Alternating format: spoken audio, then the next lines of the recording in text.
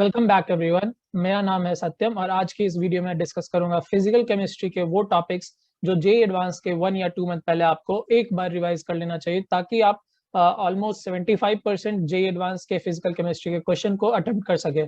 So video start करने से पहले आप रैंकर सेवन चैनल को सब्सक्राइब करें और वो बेल आइकन दबा दें ताकि आप आगे की वीडियो से नोटिफाइड रहे।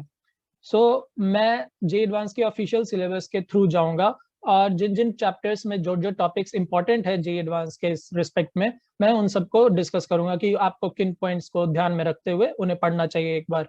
तो फर्स्ट टॉपिक आता है जनरल टॉपिक्स। उसमें है हमारा mole concept, Dalton's atomic theory और न्यूट्रलाइजेशन, रेडॉक्स रिएक्शंस। तो इन सारे प्रॉब्लम्स में मैं आपको बोलूंगा आप रेडॉक्स रिएक्शंस पे ध्यान दो।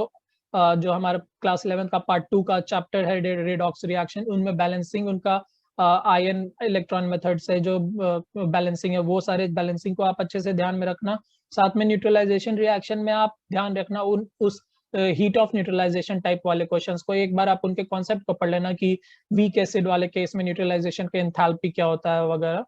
और फिर आता है next chapter gaseous and liquid states. तो मैं आपको ये बताऊंगा कि लिक्विड स्टेट ज्यादा नहीं है जे एडवांस में। गैसियस स्टेट में अगर आपको ध्यान देने का है तो आप डेविएशन फ्रॉम रियल गैसेस ध्यान दो, means deviation from ideal gases का ध्यान दो जो कि रियल गैस शो करते हैं, जैसे वैन डर वाल इक्वेशन, फिर विरियल कांस्टेंट। ये सारे जो चीजें हैं, क्रिटिकल टेम्परेचर, क्रिटिकल पॉइंट्स, ये सारे आप थ्योरी वाले पोर्शंस को एक बार अच्छे से पढ़ लेना। आपको रिसोर्स अगर चाहिए तो आप पीटर एटकिंस से इसे पढ़ सकते हो, उसमें बिल्कुल अच्छे तरीके से ये डिस्कस्ड है।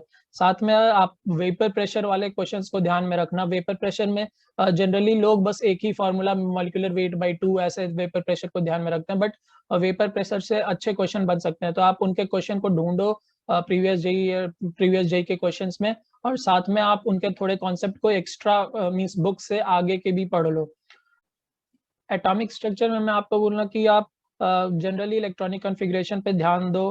फिर साथ में अगर अनसर्टेनिटी प्रिंसिपल हो गया, उन सारे के बिल्कुल बेसिक जो क्वेश्चंस बनते हैं उन पे ध्यान देना। डी ब्रॉगली हाइपोथेसिस, साथ में जो एनर्जेटिक्स वाले क्वेश्चन होते हैं उनके साइन में ध्यान देना। कुछ कुछ केसेस आते हैं theoretical cases of atomic structure, उन सारे केसेस को आप एक बार सॉल्व ट्राई करना कि जब प्रोपोर्शनैलिटी अलग अलग होता है, फोर्स डिफरेंट होता है। साथ में आप उन ग्राफ्स को देख लेना एक बार, श्रोडिंगर इक्वेशन से जो हमारे ग्राफ बनते हैं उन सारे ग्राफ्स को। फिर और कुछ नहीं है एटॉमिक स्ट्रक्चर में। नेक्स्ट चैप्टर है एनर्जेटिक्स। तो एनर्जेटिक्स में मैं आपको बोलूंगा कि आप ध्यान देना थर्मोडायनेमिक्स वाले पोर्शन पे, एक्सपेंशन वगैरह के डिफरेंट केसेस पे, एडियाबेटिक, आइसो थर्मल, आइसोएंट्रोपिक, ये सारे आइसोएंट्रोपिक तो आई गेस फिजिक्स में मोस्टली आएगा, बट आइसोबैरिक, ये सारे प्रोसेसेस पे थोड़ा सा ध्यान देना। मेन जो हमें पोर्शन पे ध्यान देना है एनर्जेटिक्स में वो है हमारा थर्मोकेमिस्ट्री वाले पोर्शन पे। All types of enthalpy of reaction के स्टैंडर्ड डेफिनेशन, मींस कब हमारा कितना स्टैंडर्ड वैल्यू है, मींस टेम्परेचर किस यूनिट में मेजर किया जा रहा है, सेल्सियस में नॉर्मल टेम्परेचर है या 0 केल्विन हमें लेना है। फिर साथ में प्रेशर कितना होना चाहिए, स्टैंडर्ड में हमें हमेशा 1 बार प्रेशर लेते हैं, नॉर्मल में 1 एटीएम लेते हैं। साथ में स्टेट ऑफ द मैटर, जैसे कि इंथैल्पी ऑफ फ्यूजन में कौन सा स्टेट से कौन से स्टेट में जा रहा है। जैसे कैंफर के लिए इंथैल्पी ऑफ फ्यूजन डिफाइंड नहीं होगा, कैंसर के लिए इंथैल्पी ऑफ वेपराइजेशन डिफाइंड नहीं होगा, उसके लिए सब्लिमेशन आएगा। तो ये सारे चीजों के मैटर के स्टेट को, इन सारे चीजों को आपको ध्यान में रखना होगा। साथ में यूनिट भी बहुत जगह पे मायने रखते हैं। फिर जो हमारा मेन टॉपिक आ जाता है वो आ जाता है इंथैल्पी, साथ में गिब्स एंड फ्री एनर्जी। तो इनके कॉन्सेप्ट को अच्छे से आप एक बार ध्यान में रख लो। अगर आपको और इन डिटेल पढ़ना है बिल्कुल क्लियर होकर के, तो आप पीटर एटकिंस की बुक से पढ़ सकते हो। जो गिब्स फ्री एनर्जी है उसका एक्चुअल मीनिंग क्या है, उसका हम स्पॉन्टेनिटी फाइंड आउट करने में किस तरीके से यूज करते हैं। फिर आता है केमिकल इक्विलिब्रियम। तो केमिकल इक्विलिब्रियम में मैं आपको बोलूंगा आप बिल्कुल ध्यान दो केमिकल इक्विलिब्रियम के बेसिक हाइपोथेसिस पे, जैसे किस तरीके से हम वो इक्वेशन निकालते हैं जिसमें रिएक्टेंट्स और प्रोडक्ट का कॉन्सेंट्रेशन का न्यूमरेटर या डिनोमिनेटर में आता है, वो आप बिल्कुल उस बेसिक्स पे ध्यान देना। फिर डायरेक्ट आप चाहो तो जंप कर सकते हो आयनिक इक्विलिब्रियम में। आयनिक इक्विलिब्रियम के सारे केसेस को एक बार बिल्कुल वेरीफाई कर लेना, प्रूफ कर लेना कि आपको प्रूफ आता है कि नहीं। फिर उसमें बहुत सारे केसेस होते हैं, स्पॉन्टेनियस रिएक्शन, फिर successive reaction, successive equilibrium, spontaneous equilibrium. और जब हम लोग केएफ वाले फॉर्मेशन कांस्टेंट वाले केसेस में देखते हैं कि दो रिएक्शन सुपरपोज रहते हैं, तो उन सारे क्वेश्चंस को आयनिक इक्विलिब्रियम में अच्छे से प्रैक्टिस कर लेना। उसके लिए आप एन अवस्थी की बुक से प्रैक्टिस कर सकते हो, नीरज कुमार की बुक से प्रैक्टिस कर सकते हो, क्योंकि एक्चुअली अगर जेईई एडवांस में क्वेश्चन उन्हें इक्विलिब्रियम का सॉल्व करने के देना रहेगा तो वो इस टाइप के क्वेश्चन देंगे, वो बिल्कुल केमिकल इक्विलिब्रियम के बेसिक क्वेश्चंस नहीं देंगे। फिर आता है नेक्स्ट इलेक्ट्रोकेमिस्ट्री। तो मैं इलेक्ट्रोकेमिस्ट्री में बोलूंगा आप बिल्कुल एनसीईआरटी के थ्रू जाओ। एनसीईआरटी में कुछ कुछ टर्म्स जो है मींस जैसे कंडक्टिविटी का, फिर स्पेसिफिक कंडक्टेंस, हमारा electrolytic conductance, equivalent conductance, molar conductivity, ये सारी चीजें का डेफिनेशन एनसीईआरटी में देख लेना। एनसीईआरटी में एक जगह पे आई गेस डेफिनेशन थोड़ा रॉन्ग है, मैं कमेंट में इसके बारे में बता दूंगा। फिर कोलरॉश लॉ, बिल्कुल उसका डेफिनेशन आपको याद होना चाहिए। मैं देखता हूँ कि कोलरॉश लॉ का मेरे मोस्ट ऑफ द फ्रेंड्स को मींस डेफिनेशन ही याद नहीं होता था, तो उनके डेफिनेशन आपको याद रखना है। कंसंट्रेशन सेल्स में आपको अलग अलग कंसंट्रेशन सेल में किस पोटेंशियल पे क्या हो रहा होगा, इसको आपको ध्यान में रखना है। साथ में different types of primary cell, secondary cell, इन सब के आपको मैकेनिज्म को थोड़ा ध्यान में रखना हो, क्योंकि क्वेश्चंस जो है उनके कंपोजिशन पे बेस्ड बन सकते हैं। नेक्स्ट चैप्टर आता है केमिकल काइनेटिक्स। केमिकल काइनेटिक्स में इजी क्वेश्चंस आते हैं। मैं बोलूंगा कि आप थोड़ा एनसीईआरटी से आगे भी बढ़ सकते हो, कोई अच्छी बुक्स के क्वेश्चन बना सकते हो। अपने आप को फर्स्ट ऑर्डर, जीरो ऑर्डर तक लिमिट मत करना, सेकंड ऑर्डर में थोड़ा एक्सकर्शन करना कि कैसा होता होगा सेकंड ऑर्डर के क्वेश्चंस पे।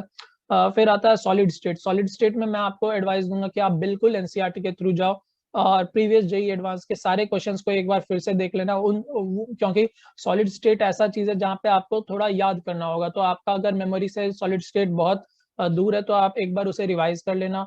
एनसीईआरटी रीड करना मस्ट है सॉलिड स्टेट के लिए, और अगर आप देखें तो इलेक्ट्रोकेमिस्ट्री के लिए भी साथ में। फिर नेक्स्ट चैप्टर है सॉलिड स्टेट में आप डिफेक्ट्स को बिल्कुल अच्छे तरीके से याद करना। डिफेक्ट्स जो है वो जो भी क्वेश्चन आते हैं सॉलिड स्टेट के, मैं बोलता हूँ कि उसमें 50% चांसेस है कि वो डिफेक्ट्स पे बेस्ड ही क्वेश्चन आएंगे। और सॉल्यूशंस जो है, सॉल्यूशन चैप्टर में आप अगेन एनसीईआरटी पे बिल्कुल फोकस करो। एनसीईआरटी में जितना लिखा है वो ऑप्टिमम है, उसके हर एक डेफिनेशन को आपको याद रखना चाहिए। जितना क्वेश्चन एनसीईआरटी में दिया उन सारे को सॉल्व करो। आप एग्जाम्पलर के क्वेश्चन को सॉल्व करो, साथ में चाहो तो एन अवस्थी वगैरह के क्वेश्चन को सॉल्व कर सकते हो। सरफेस केमिस्ट्री, सरफेस केमिस्ट्री में भी आप बिल्कुल एनसीईआरटी के थ्रू ही जाना है, क्योंकि एनसीईआरटी में जनरली आपको डेफिनेशंस देंगे, एग्जांपल्स देंगे, बहुत अच्छे अच्छे कॉन्सेप्ट बताएंगे और वही चीजों को डायरेक्ट वो पूछ सकते हैं, क्योंकि सरफेस केमिस्ट्री से कोई अच्छे न्यूमेरिकल क्वेश्चन नहीं बन सकते हैं। जो भी पूछेंगे वो बिल्कुल ग्राफ या फॉर्मूले बेस्ड पूछेंगे जो कि एनसीईआरटी में दिए हुए हैं। तो इन सारे चीजों को आप बिल्कुल कोलॉइड्स के डिफरेंट टाइप्स, कोलॉइड्स में उनके प्रॉपर्टीज, जैसे प्रेसिपिटेशन ऑफ कोलाइड कैसे होता है, जो वो हेल्महोल्ट्ज लेयर होता है, उन सारे के कॉन्सेप्ट को बिल्कुल एनसीईआरटी से पढ़ना है, एक एक लाइन को पढ़ना है, क्योंकि ये सारी चीजें ही थ्योरेटिकल वाली ही जेईई एडवांस में पूछे जा सकते हैं। इनमें से लास्ट आता है न्यूक्लियर केमिस्ट्री। तो न्यूक्लियर केमिस्ट्री में आपको थोड़े से कैलकुलेशन बेस्ड क्वेश्चन आ सकते हैं, जिसमें आपको कुछ कुछ लिमिट्स के भी क्वेश्चन मींस एप्लीकेशन लिमिट्स का थोड़ा आ सकता है, ज्यादा खास नहीं। बट आपको इसमें जो ध्यान रखना है वो है फ्यूजन और फिजन पे। फ्यूजन और फिजन पे बहुत सारे क्वेश्चन बन चुके हैं जेईई एडवांस में। वो जनरली पूछते हैं रिएक्शंस के बारे में कि कौन से रिएक्शन फ्यूजन में या फिजन में यूज हो रहे होते हैं, जैसे सन में कौन से रिएक्शन हो रहे हैं, या फिर रेडियो एक्टिविटी में कौन सा रिएक्शन में अल्फा रे, कौन से में बीटा, कौन से में गामा, कौन से में न्यूट्रिनो ये सब रिलीज हो रहे हैं। तो वो जनरली क्वेश्चन पूछे जाते हैं। और तो इसमें कुछ खास नहीं है। आप डीके सीरीज को याद करने की कोई जरूरत नहीं है। आप kinetics of radioactive decay, तो वो तो बिल्कुल ही हमारा फर्स्ट ऑर्डर रिएक्शंस होता है। हाँ, इसमें आप एक चीज ये याद कर सकते हो, stability of nucleus with respect to proton neutron ratio. आपको ये एक आइडिया होना चाहिए कि जब प्रोटॉन ज्यादा होगा तो वो जनरली कौन से डीके पे जाएगा, अल्फा पे या बीटा पे या गामा पे, और गामा डीके कब होता है, ये सारी चीजों आपको याद होना चाहिए। तो मैं बोलूंगा कि न्यूक्लियर केमिस्ट्री के लिए भी आप एनसीईआरटी को एक बार रीड कर लेना। एनसीईआरटी में वो लास्ट में थोड़ा सा पार्ट है, अगर आपको थोड़ा और पोर्शन पढ़ना होगा तो आप बाहर की बुक से भी पढ़ सकते हो, जैसे हेल्प बुक्स होती है। तो इसी के साथ फिजिकल केमिस्ट्री के सारे इंपॉर्टेंट टॉपिक्स कवर हो जाते हैं। और अगर आपको ये वीडियो अच्छी लगी तो आप इसे लाइक करें और अपने फ्रेंड्स के साथ शेयर करें। और फाइनली रैंकर 7 न्यूज़ चैनल को सब्सक्राइब करना ना भूले और बेल आइकन को दबाना ना भूले, ताकि आपको आगे के इसी तरीके के कंटेंट मिलते रहे।